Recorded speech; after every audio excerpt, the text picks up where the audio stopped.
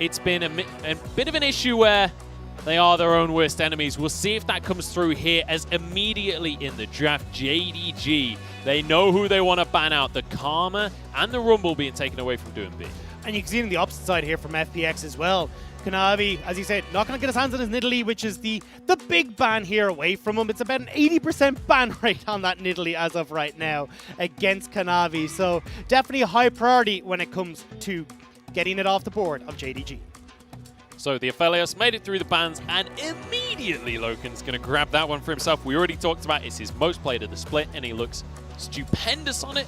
It's going to be answered with an Ashe coming on through here, and we could have a double Freljord lock-in, because this Volibear has been very high priority for the side of JDG. Not as high priority for FPX, but they're happy to take it away from their opponents. And you still got that flexibility there, so it is a nice red side pick here, but as you said, taken away from Zoom, but when you look at JDG right now, hey, we got the Aphelios. We can go towards something like the Ornn here and go and scale towards that super late game, where FPX's decision-making in that mid to late game have been massively questionable as of late. So why not push them to that uncomfortable spot?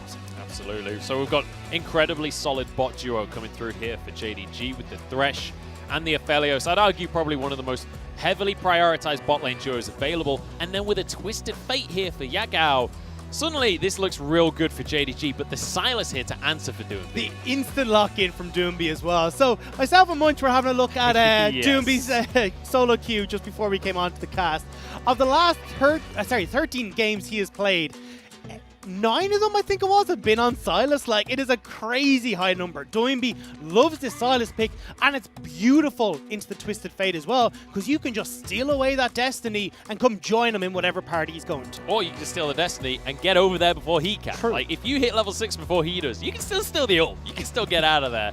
Let's take a look at the rest of the bans, though, as the Lee Sin taken away from Kanavi, which, as you rightly said before, he's incredible on it. Get it away from him. The Grave's going to be banned as well, as Tom Kench was removed from that bottom lane duo. Yeah, they're just trying to remove any sort of safety here for the Ashe in that bottom lane, especially when you've got the Twisted Fate. I mean, Tam Kench is such a pain for you to deal with when you're trying to make these picks, so getting rid of that to make sure things are all nice and dandy. Could even go towards something like the Braum as well in this bottom side if they wanted to, but okay. I mean, if you wanted to signal that we're going for Ornn here for JDG, yeah, that's it right there. Yeah, we've seen this before. They banned the Kale, and it's like, look, Zoom's playing Ornn. You already knew Zoom was going to play Ornn. Like, is anyone surprised that Zoom's going to play Ornn? Not really. Over to the side of FPX here. So they're hovering on towards supports, trying to set something up for Crisp and LWS. Yeah, the Braum we just talked about, look, it works super well when you're trying to, well, oh, never mind. I was going to say block the Ornn, but they want to go for a little bit more of an engage in that bottom lane. A lot of CC now for the Ashe, for that Nautilus, and you're looking at a very hefty team fight here for FPX, where they are spiking super early, and they're looking to jump in on top of you, long-range engage from Enchanted Crystal Arrow, and dive duo in Tian and Doinb's lock-in so far. To the surprise of no one, the Ornn is finally locked in for Zoom. And now the big question is what goes into this jungle for Kanavi. His Lee Sin was taken off the board. His Nidalee, his Graves, all banned away. So we could go back to things like the Kindred. Yeah, I would love to see the Kindred here. I think when you've got the high dive potential that you're seeing on the side here, coming through from the Volibear, from that Sylas, having something that can just reset the fight a little bit, give you a little bit of wiggle room could be great, but hey, he wants to go for a little bit more of the punch now, ask questions later. Yeah, a little bit more playmaking and a little bit more frontline to protect LoKen once again. Let's remember, LoKen really is the focus of JDG in this split. On the other side, Khan goes for the Gangplank. This is something we've seen 1,000 times over the years. But this is great for Khan, because not only is it a good matchup in that top lane, you can get to scale, you've got a reasonably easy time there, you also set up your dive guys super well, because all you want to do is have Tian and Doinb jump onto LoKen. Aphelios hates Cannon Barrage. He finds it so difficult to maneuver around because obviously he's got no dashes, no escapes. So you are now disabling Aphelios' ability to run away, and you're getting that dive potential set up beautifully here from your jungle and mid lane. We'll see if they can set up for that dive. There's a lot of pick on both sides as well, with the Twisted Fate coming in for Yagao, but also things like the Ashe and the Sylas here for the side of FPX. There's a lot of ways to make these plays happen. And I'm really curious who's going to be the one to put their foot forward in this mid game, because whoever can get a snowball rolling really could run away with this. And what I like here, just on that snowball point, is that FPX have the potential to go for that. And it's been one of the big gripes I have with FPX drafts at the moment, is that it doesn't feel like they're playing towards their strengths, which is, hey, let's get Doinb onto something that he can make some plays with. Let's have LWX and Crisp on these early game champions, these early game AD carries, so we can look to make plays on this bottom side. I mean, that's what made them famous at Worlds 2019. Now they're going back to their roots with this draft, and you've got Khan, who's just going to be free to farm up on that top side and join in with the Cannon Barrage.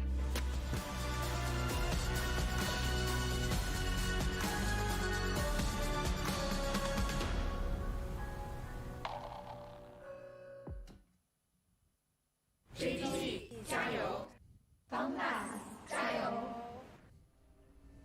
It's time to jump into this series, the final series of the week here in the LPL. It's JDG up against FunPlus Phoenix. This is the modern day grudge match here in the LPL.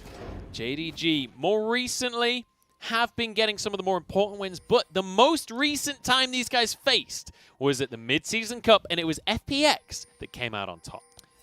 And they always push each other to the limits. We always see them really taking it, every single blow back and forth. And here again today, we'll get to see these two titans of the LPL face off against each other. And as we said, look, FPX, if you look at the bottom four members, they are looking to get a nice advantage for themselves in and around these dragons, really set themselves up for these aggressive plays. And even if you look at Tian and Doinb, they can really take it to Yagao in this mid lane, who actually, he's gone for the Ignite. He wants to go aggressive himself. And he's not gone for the Unsealed Spellbook. He's gone for the Comet in that lane. So Yagao, this is a way more aggressive Twisted Fate build than what we're used to seeing. Yeah, and it says to me that what they're looking to do is have Kanavi play to this mid lane. They just want to shut down Doinb, and especially when you've got the gold card into the phase rush and you've got a lot of chase down potential on JDG's side, they just want to ruin the day for this Sylas. The question will be if they're able to do exactly that, because Doinb, as you mentioned before, plays a whole bunch of this Sylas. This is not a pick that he's going to be new to here in the mid lane. And if any of you guys have watched his stream, he sometimes streams on the FunPlus channel on YouTube. The man's a menace. He's a monster. He just takes over a game from the mid lane with this Sylas. So we'll have to see how Tian wants to try and, with this information, play around this mid lane. You can see actually JDG already setting themselves up to try and spot out where Tian's going to be, but he snuck in on the back line. That ward ain't going to help you here because Tian's already in the mid lane. He's a level ahead of Yagao. And he's going to be moving in to try and make the play. Doinb. Don't know if he has his E. He does. Forces the flash out of Yagao. And you know what? FPX are happy with that. They've got a flash and they go home. This is great for Doinb as well because he stops that crash. So look where Doinb's frozen this wave at the moment now. It will slow push back out, but it does mean that Tian can at least clear his jungle and then come and help escort Doinb in shoving this wave in. So as of right now, Kanavi doesn't actually have a way to get in and try and pressure Doinb in that middle. It's going to be difficult to get in. Obviously with the Sett as well, quite often it can be hard to find the right opportunities unless someone over pushes and finds a way out. I'm curious about the top lane matchup as well, as we do have a ton of scaling across the board here, both in that Aphelios in the bottom lane, but both Ornn and Gangplank going to scale exceptionally well. But later on into the game, Gangplank definitely going to have the advantage in the side lane.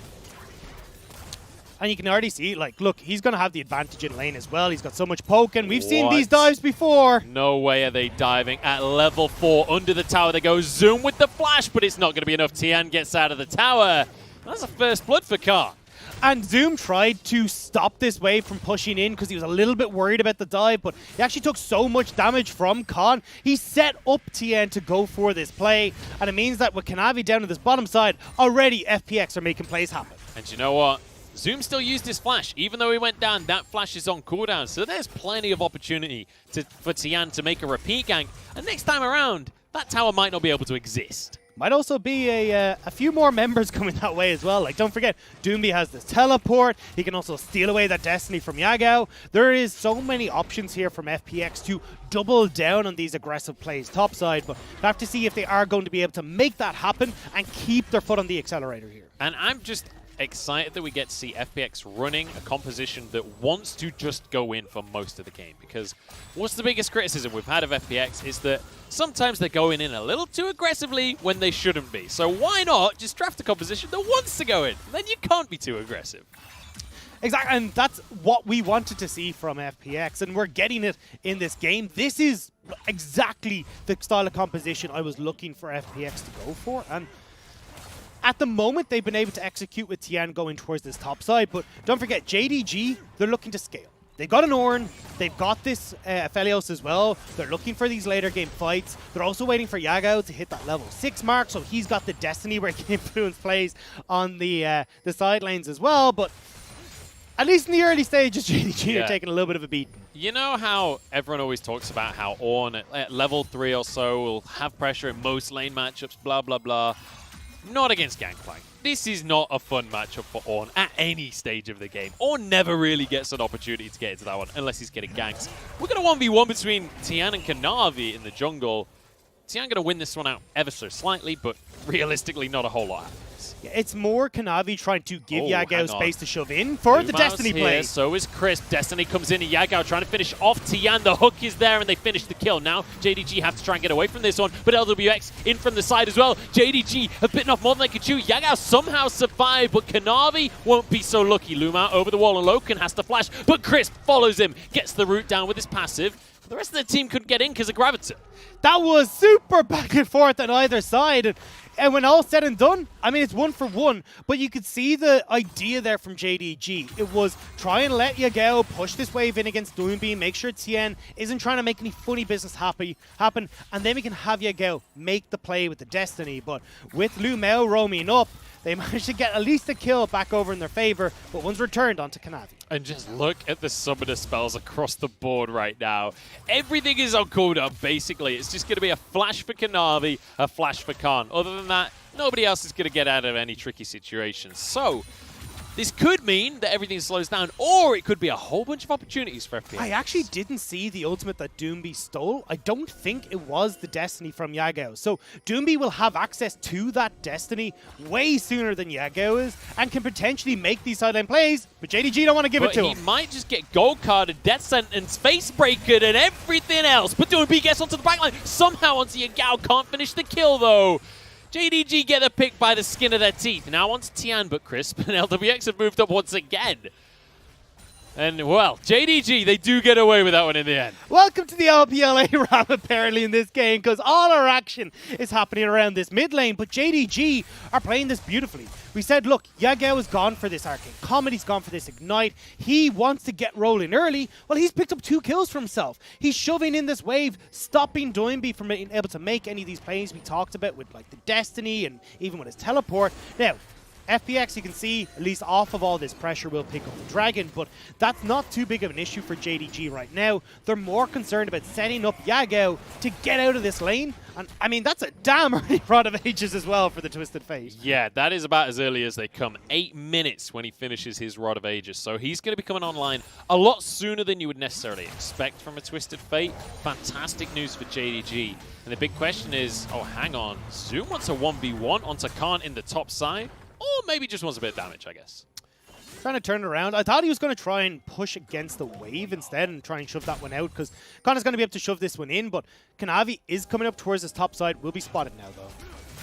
Yeah, at least he gets to clear the ward for himself, so nothing too much going to be an issue here for JDG as Yagao moves towards the top side as well, just in case Khan didn't respect the play. But Kanavi is rewarded with a red buff. So the thing is for Zoom, though, don't teleport. He also just used his Call of the Forge God as this Rift Herald is about to spawn. So I don't think Kanavi will be able to try and fight for this unless they want to try and make a pick with Yagao towards this top side. But already you can see FPX. They're moving up here. They've already got Crisp who's moving across.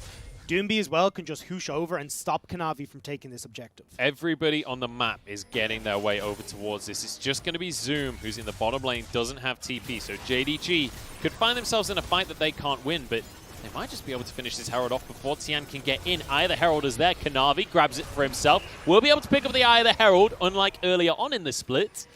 And they will get away with this one. That was a little bit too close, and that was a lot committed for FPX to not get the Herald. And I thought we'd see FPX pull the trigger a lot sooner. Khan has a cannon barrage, put some pressure onto JDG, so they're forced to back away, buy some time, but they weren't able to. Even when they saw Zoom on this bottom lane, they're still not comfortable enough to try and make this play happen. 4 versus 5 gone astray, and now Zoom has actually managed to crash this wave on the bottom side of the map while all that was going on. Really nicely done here from JDG to read the map, and if there's one thing that I always say about JDG, it's they are the smartest team in the LPL. They will read the map and they will pull these kind of plays off. So beautifully done, as you'd expect, out of JDG. Tian knows that Kanavi wants this red buff though, and he's going to try and move in for the 1v1. In fact, he's just going to go for the smite instead. Vision was still there. Was to be able to steal it away. Had the help of Doinb there, as you can see, stolen away a destiny of his own. So would have been the 2 mid laners who were able to join in. And at the moment, hey look, FPX, even if they don't get that Rift Herald, are still putting some pressure into the enemy jungle, which is what we wanted to see, using the fact that COD is able to shove in the spot lane. He still has that cannon barrage to act as an extra half man in any of these engages. So I want to see if Tian can at least keep this up and keep this pressure onto Kanavi. Kanavi moving into the mid lane, but I think he realizes this ain't going to happen anytime soon. Doinb just going to clear the wave. So Dagda, while we've got a minute here, let's talk about the late game a little bit. Let's talk about what on earth these compositions want. Nah, we don't have time to talk about the late game. Doinb's going in onto Zoom in the bottom side. He still has his flash available, but he doesn't have a whole lot of health to work with. Tian's here as well. That tower's not going to help you. That's the wrong side of the map, my friend. Nowhere to go, nowhere to hide, and you will get Zoom dropping, but this is what we were talking about for FPX, because going to your late game point, well, FPX are relying on Khan to be this late game damage and also split pusher for them, but honestly, I prefer JDG's comp when we get to the late game. They've the ability to wave clear super well against Khan through Yagao. Then you've got this massive engage coming through from Zoom. A late game Aphelios with all these extra Ornn items as well is going to look great. And think about the way FPX's comp wants to operate. He said, Doinb going for a dive, Tian going for a dive. Even Crisp wants to get close and personal. Well, that's where Aphelios wants you. He wants everyone in on top of him so we can just dish out all that damage. You definitely have to sometimes just favor the Aphelios when it comes to the late game.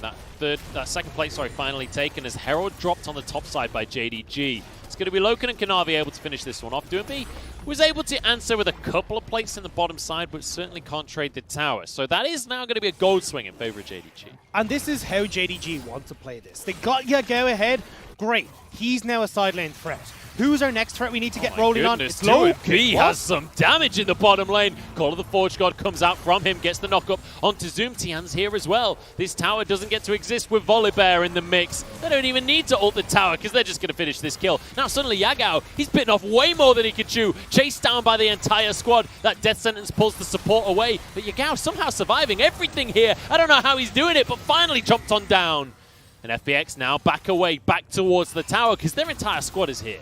And that tower is going to be able to go down on this next wave if they want to, but they can leave Khan here to just keep that pressure up. The rest of them can get control of this dragon if they want, but looks like they got their eyes on the tower instead. And look at LWX, he's just shoved that wave out in the mid lane as well. He can now rotate towards the dragon. This is going to be the tower falling with one more auto. And FPX moving in towards the dragon pit. Yagao still not alive, so this is going to be gifted to FPX. This is the FPX we wanted to see coming into today, though. Khan having priority in lane.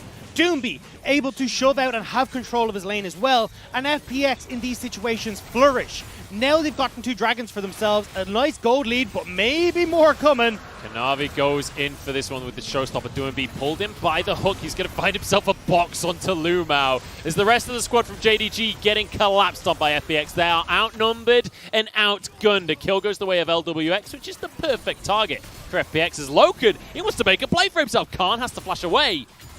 And I love to see that from LoKen. I love an aggressive Aphelios. But they went too aggressive. JDG didn't have the manpower. Yagao was lagging in the back line trying to make his way up river. And with that, they're able to turn this around. But Doinb, this was so much damage. You've only got armor on Zoom, I get it. But holy God, Zoom just got deleted.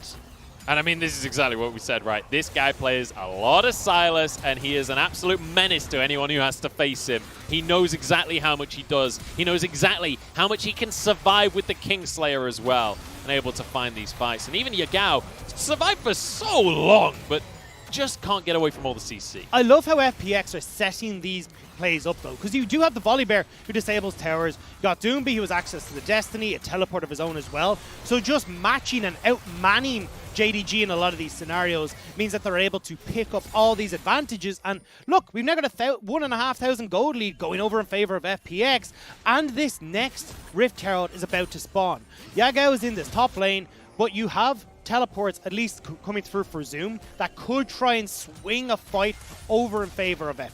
And or JDG. This is exactly what I wanted from this series, Dagda. Back and forth as you like. Already 3 different times we've talked about how the gold is swinging backwards and forwards. It's FPX with a kill lead. It's FPX with a dragon lead. And they've got 1,000 gold in their pockets as well. And now with Herald spawning again shortly, you can see everybody moving to the top half of the map. Zoom has his teleport available. So the thing is, FPX, as they start this up, do have to be careful. JDGs, we talked about having that teleport available. A lot of these first items have already come through for JDG as well. You look at the Infinity Edge, the Rod of Ages, very much stacking up for Yagao, but it looks like JDG, they're like, look, even though we may be able to force a numbers advantage, we're not comfortable fully committing to these plays where LWX is still pretty strong on this Ashe. You've still got Doinb who looks monstrous on this Sylas as well. We're going to take this nice and slow and just try and avoid losses until we get to the 3-item point with our Aphelios, Infinity Edge, the Phantom Dancer, like everything buckled straight up onto him. You'll have the Twisted Fate who will have the Lich Bane who's completed, even working up towards like Azanya's Hourglass if he wants to go full side lane split push and full damage can go towards the Rabadons, but that's definitely where JDG are strong. Just look at the gold graph on the left right now. LWX 3rd from the bottom. Whereas where you look at LoKen, he's over 1,000 gold ahead of his counterpart on FPX. So already a huge advantage in that bottom side of the map. And as you rightly mentioned, JDG, they don't need an advantage early in the bottom lane. They're going to outscale. They've got Aphelios. We've all seen what Aphelios does in the late game. They're more than happy with the way this game is going. The thing here, though, as we start to move on later into the game, though, is that Yagao, if he doesn't have his Destiny up, is going to not have that as much of a side lane pressure. Because we usually see that Twisted Fate going for the teleport and for the Destiny, so he's always a threat in the side lane. But if Doinb is able to match Yagao in a side lane, steal the Destiny away, there's actually a brief window where Doinb has more pressure in a side lane because he will have the fallback of the teleport alongside stealing away that Destiny with the hijack. LWX going to be able to just meet in the mid lane and clear this minion wave out, but look at the CS deficit in that bottom lane. We mentioned how LoKen is very much the highlight player for JDG right now alongside Kanavi. LWX struggling to match up at least in the early game, but there's still plenty of time for him to pop off in this series. Him and his team have a 1,300 gold lead, and that next Drake will be spawning in 45 seconds. They already got 2 for themselves, and you can see the positioning on the map. They're looking for more. And this is great for FPX because look how strong they are right now. Blade of the Rune King completed for LWX. So he's super strong, and obviously that Enchanted Crystal Arrow is going to set themselves up beautifully in a fight. You look towards the Zanya's Hourglass complete onto Doinb as well. He can go crazy deep on some of these plays and cause havoc in JDG's backline. TP coming in from Doinb now as they really want to set up for this Mountain Dragon. Doinb arrived a little bit too late to get the blue buff. That is going to reset, unfortunately for them. Not going to make too much difference to anything. But Dragon now spawning in 5 seconds. Kanavi trying to get eyes onto anyone. Trying to get some vision before this fight starts. And the beauty here for Doinb is he can not only steal away the Destiny we talked about, but he's got access to a Call of the Forge God as well. So he's a threat on a side lane and in team fights as well. There you go, the Call of the Forge God grabbed by Doinb, and it's going to do a lot more damage than Zoom's does. Dragon started off, Destiny going to be channeled here. Yagao gets over to the backline alongside Zoom. So they're looking to make a flank play. Rams charging everywhere across the map. Doinb getting straight onto Zoom though as the fight really kicks off, and LWX trying to follow up with the damage. In goes Kanavi. The haymaker on to LWX finishes the kill. FPX are faltering in the fight as Kanavi chased down, but FPX, they can't keep going on this one because they're getting surrounded. Kanavi somehow surviving. The Ignite is just about enough from Chris, but Khan falls. So does everybody. Tian, the only one remaining. And JDG find the fight that they needed. Able to position in multiple different corridors means that they can't get all knocked up by the Call of the Forge God from Doinb. The flanks onto LWX, a crazy engage from Kanavi, and JDG come out on top. And suddenly we see this scaling composition winning fights in the mid game, which is not the best scenario for FPX. Well, the thing here is, look, this crossplay where X marks the spot as to where a fight's about to happen actually favors JDG because LoKen has now got nobody to touch onto him. He's also gets this massive Moonlight Vigil with the Infernum to take down 3 members of FPX to super low, and Kanavi as well. We talk about him being the playmaking jungler for JDG. You saw it there. LWX didn't have a chance in hell of getting out of there. Yeah, LoKen, not LoKen, sorry. Kanavi played that to perfection on this set, managing to make things happen with the showstopper, bringing people in with the facebreaker as well. And as you rightly say, LoKen on the backside of that fight had no pressure on him the entire time. Moonlight Vigil across everyone, just throwing out autos, taking some kills for himself. Dream scenario for an Aphelios. And look how accelerated LoKen is. Okay, cool, got a kill. Oh, hang on. Yagao flashes away, keeps himself safe here. That's going to be a long old cooldown on the flash. Baron is up on the map now. I want to look back at LoKen though, because look, he did get a kill, but he's already got the Infinity Edge. He's got that Rune's Hurricane. Cull is popped for him. He is so strong right now, and he's got a 50 CS lead over LWX. He is so strong relative to FPX's AD carry, and that's why we've been so disappointed with LWX and Crisp as of late, because they keep losing these fights where, honestly, they should be the ones with the advantage right now. It's not even about fights either. It's just like, he just has a straight up CS lead. Doinb now, once again, has found a fight onto Zoom. This time, Zoom is a whole lot harder to kill though. He's got himself that Abyssal Mask, he's upgraded it, and he can protect his jungle. Now it's his turn to turn this one around. Chris flashes over the wall though. That means that FPX have to disengage. Bit of a weird cannon barrage there. Yeah, just trying to stop the follow-up from JDG, because if they'd managed to get over onto the wall, would have been able to stay crisp, and now FPX will at least be in a position to try and defend this turret, but not sure if they'll be able to. I don't know about that one, because JDG are looking real strong. They'll finish this one off. Arrow goes in, but it's on to Zoom. He's happy to tank this one, finds a knock-up as well. And in goes Kanavi, Facebreaker. There's a Moonlight Vigil and a kill for Kanavi onto LWX, now Doinb. Desperate to escape, but a death sentence. And a beautifully named ability for what it does right there. JDG find 2, and they're running a Baron. They can take this. They actually have so much damage right now between LoKen and Yagao, but you've got Zoom with the TP. He'll be able to come back in towards this pit. And what a play again. You get the knock-up from Zoom, which is already disastrous for FPX, but Kanavi just pops in. It's like, oh, hi guys, welcome to the Facebreaker. Well, Khan, it's time to show what you're made of right here. Gets a bit of damage onto Kanavi. I don't see a way for Tian to get into this pit here. Baron will be taken. Tian knocked up, and he might just be taken down as well. Yagao easily has the damage. In fact, it's Zoom to grab that kill for himself.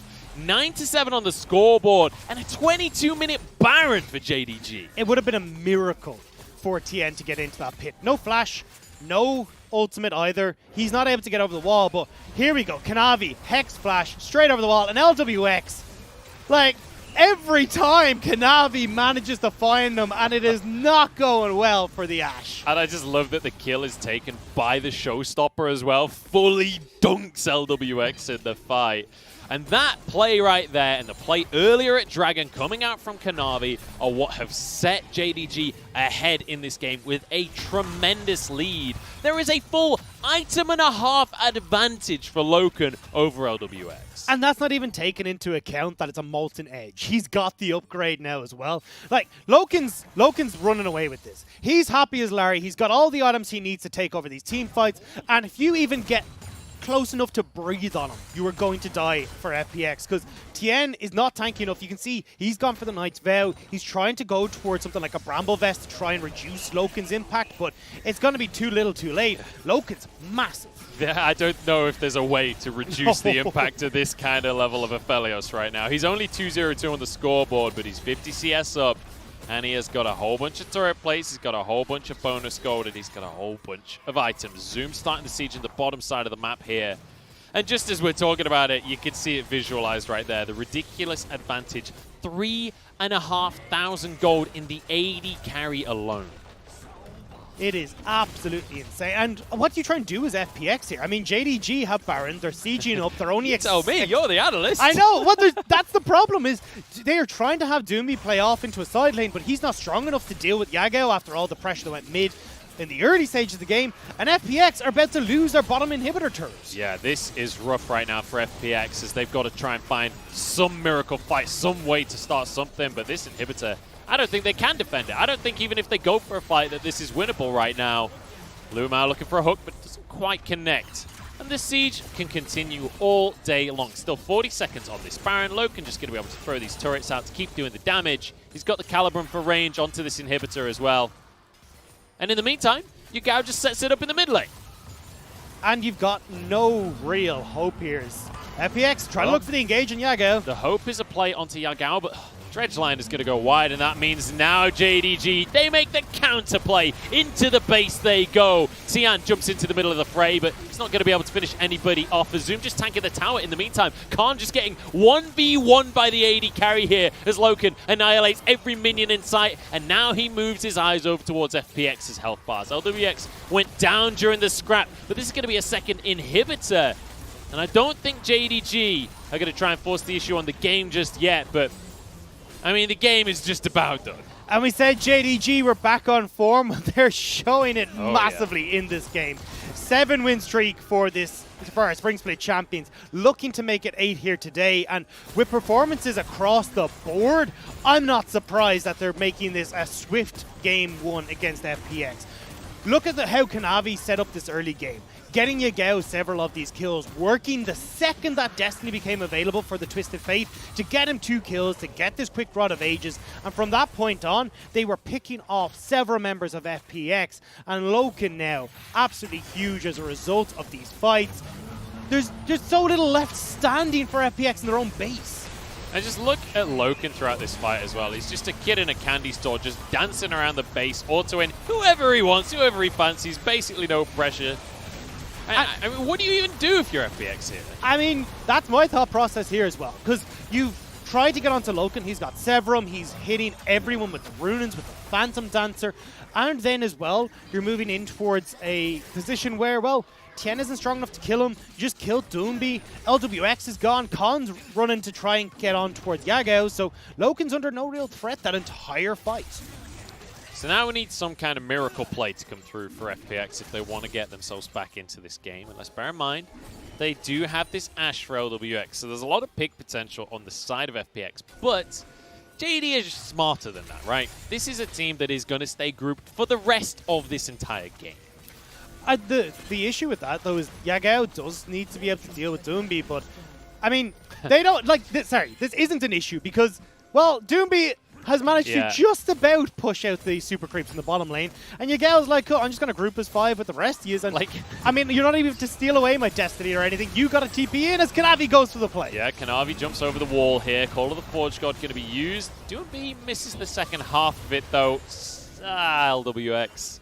That's not the way we wanted to see that arrow. I said miracle play, not disastrous play. Now in towards the top side they go. And we just reset and begin again for JDG. It may not be the miracle play, but it definitely felt like a Hail Mary for FPX. And it's a swing and a miss as now JDG can push in through this top side. It's the last inhibitor standing for FPX. All FPX can do at this point is pray to PP God himself. Khan going to be able to survive with an orange there, but that's a third inhibitor going down from the side of JDG. They've cleared the entire base. And guess what? Baron's up in 15 seconds, just as a cherry on top. Yeah, and what do you try and do here? If you're FPX, you've got 3 inhibitors down. You've got a Baron up waves pushing into your base. This is impossible to stop. What you do right now is you go back to the drawing board and look towards what can happen for the next game of this series, because unless Tian can just jump over the wall and make some kind of insane steal. If Tian dies, though, Look, the whole game goes down. They're committing to this one, but the gold lead is still 8,000, and that is going to be the end of LWX already. LoKen finishes the kill as Crisp jumps into the fray as well, but he's just not tanky enough. 2 kills for the Aphelios, and the only thing I'm looking at is how many kills can LoKen get in this fight. There's the triple. Now on towards Doinb as well. A crit would do the job, but Yagao steals it. That's just rude. Ah, come on. But either way, JDG will close out this game in a commanding fashion, and FPX are just left scratching their heads. Well, you know what? When we came into this one saying this is the modern grudge match of the LPL, JDG say it's not much of a grudge, it's more a pest control right now. 1-0 for JDG as they crush FPX in 30 minutes. And it just looked